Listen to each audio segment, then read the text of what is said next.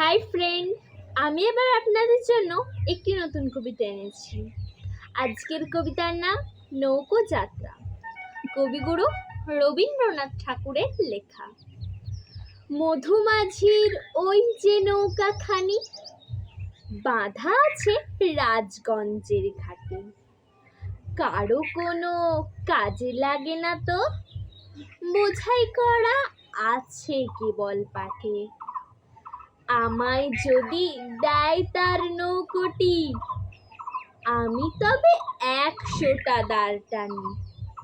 পাল তুলে দিই 4টে 5টা 6টা, মিথ্যে ঘুরে বেড়াই নাকো হাটে। আমি কেবল যাব একটি বার, 7 সমুদ্র 13 নদীর পার।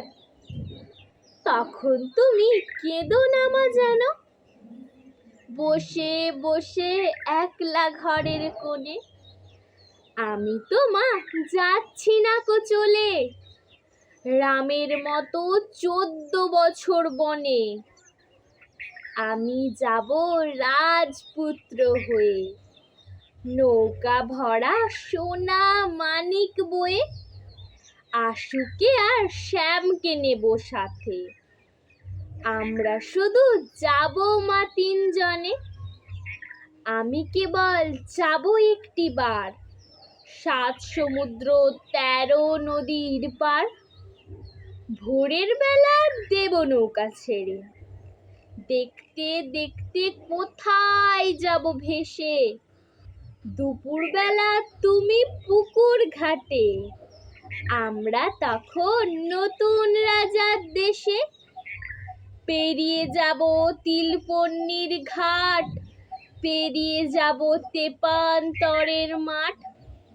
ফিরে আসতে সন্ধে হয়ে যাবে, গল্প বলবো তোমার কোলে এসে।